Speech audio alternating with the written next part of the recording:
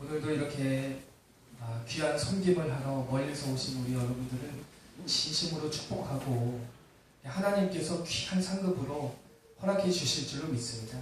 네. 오늘도 보니까는 목동에서도 오셨고 또 서울에서도 반월에서 또 송파가 어디입니까? 송파에서 이 저녁에 차 막히는데 오셨는데 너무 감사하고요. 이분들께 치킨이라도 하는 식사를 하신 분들인데 못 하신 분도 계셔가지고 너무나도 감사합니다. 제가 성경을 읽다가 참 양심이 찔린 구절이 몇 구절 있는데 그 중에 하나가 이제 사도행전을 보면은 예루살렘 교회가 7 집사를 세우는데 집사를 세우는 이유가 너무나도 간단하고 명료하더라고요. 예를 들어 저 사람이 직분이 그래도 집사를 주어야 교회라도 나올 것 같고 말이죠. 집사라는 직분이 있어야지 조금 봉사할 것 같고 헌신할 것 같고 그래가지고 집사 주는 거 아니고 말이죠. 연말이 되면은 괜히 그런 거 있잖아요. 집사가 몇 명이네 뭐 몇 명이네 이런 거 말이죠.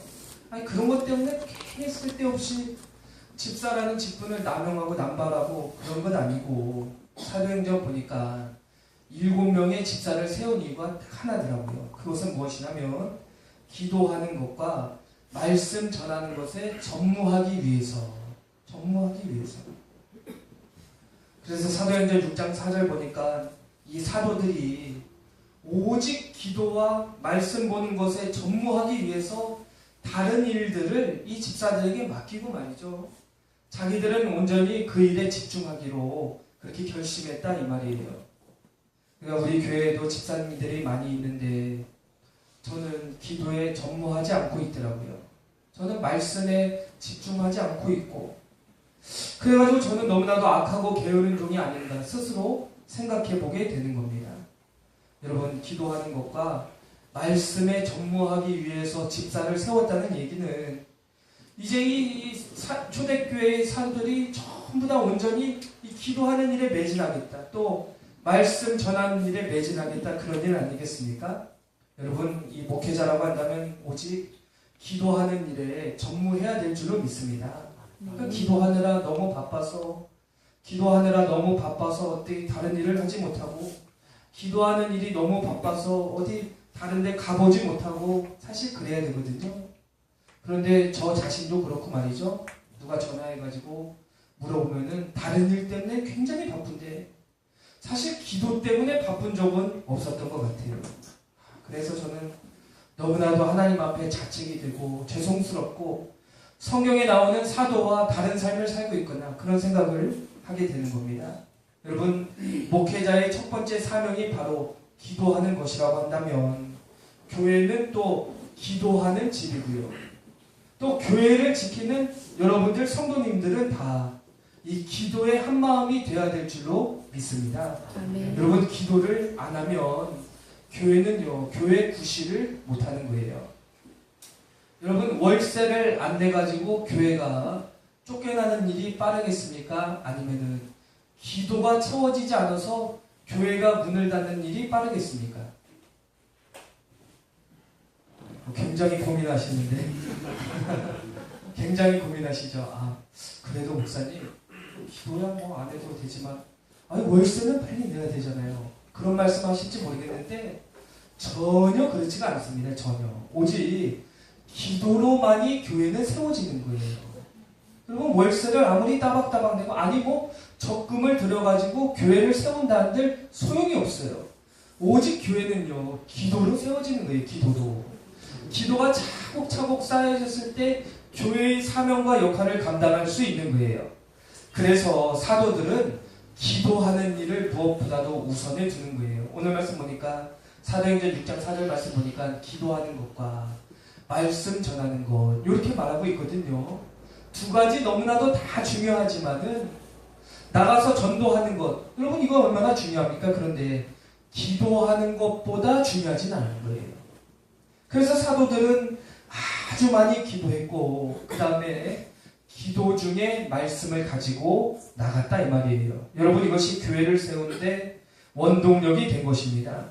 여러분 기도하는 일에 실패하게 되면 교회가 어떻게 되는가? 오늘 말씀은 강도의 구렬이 된다 그렇게 말씀하고 있어요. 강도의 소굴이다 이 말이에요. 강도의 소굴. 아니 기도가 그렇게 중요한가?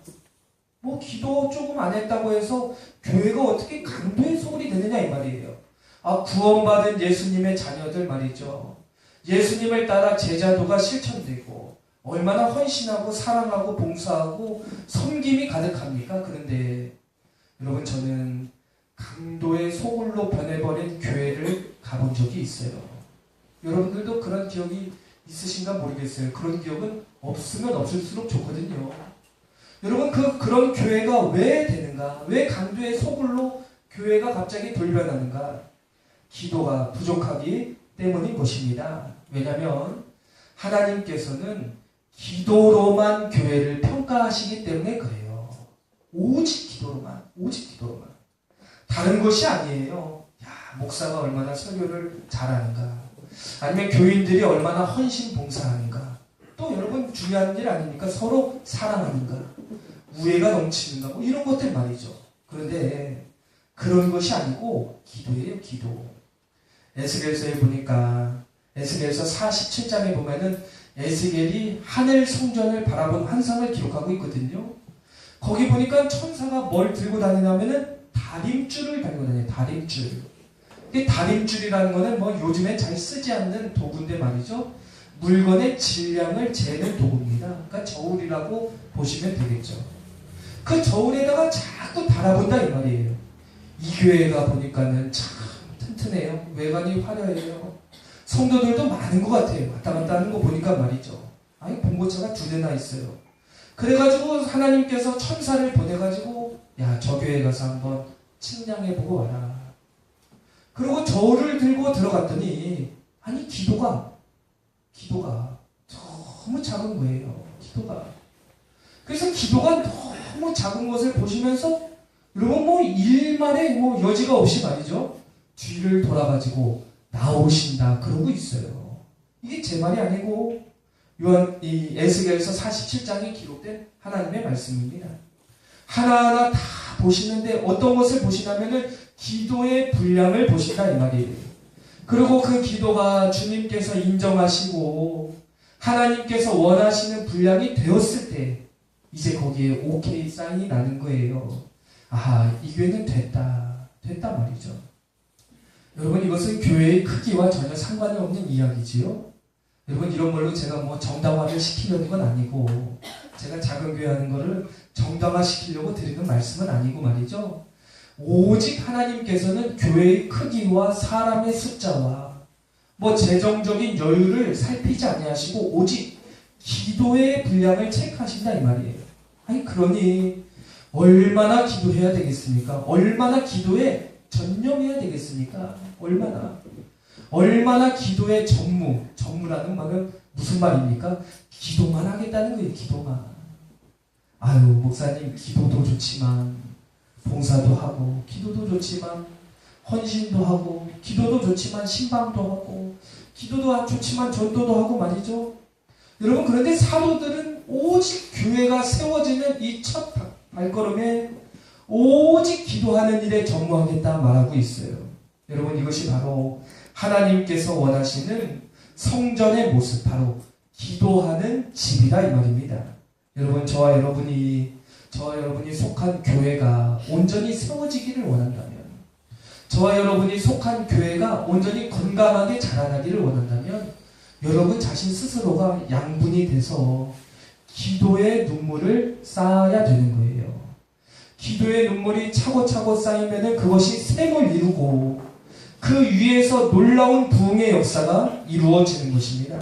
그래서 에스겔서 46장에 보니까 기도가 보니까요. 처음에는 무릎에 찼다가 그게 말이죠. 이 등어리를 가득 차고 말이죠. 나중에는 말이죠. 사람이 능히 헤엄쳐도 헤엄칠 수 없는 큰 강이 되고 말이죠. 이게 사방팔방으로 무슨 바다처럼 흘러나가는데 그 주변에 말이죠. 4km, 16km 주변에 영향력을 미치는 아름다운 교회가 된다는 거예요. 여러분, 교회가 크다고 해서 16km, 20km 영향력 끼치는 것이 아니라 교회가 기도하면 기도의 영향력이 이처럼 크다는 사실을 꼭 기억하시길 바랍니다. 주님이 원하시는 것은 우리의 교회가 기도하는 집이 되느냐 안 되느냐예요. 저와 여러분이 무릎을 꿇는가 꿇지 않는가 말이죠. 모든 성도들이 기도하는가 안 하는가, 그래서 교회를 기도하는 집으로 만드는가 아니면 강도의 구렬로 만드는가. 여러분, 이것이 저와 여러분에게 마지막 때에 하나님 주신 사명인 줄로 믿습니다. 그래서 여러분의 기도가 향기로운 향유가 되어서 하나님께서 원하시는 금대접에 가득 담겨서 주님께로 상달되고 말이죠. 주님이 그 기도의 내용을 보시면서 너무 기뻐서 말이죠. 그 우리에게 올려진 금대접에다가 주님의 기쁨을 부어서 주신다 이 말이에요. 오르락 내리락 하는 거예요. 우리는 기도를 올려드리고 주님은 우리에게 기쁨을 주시고, 여러분, 이 아름다운 삶의 하모니가 우리의 교회 가운데, 가정 가운데, 또 여러분의 교회와 사업과 일터 가운데 넘치시기를 예수님의 이름으로 간절히 축원합니다. 기도하겠습니다. 우리 이 시간 한번 기도할 때 하나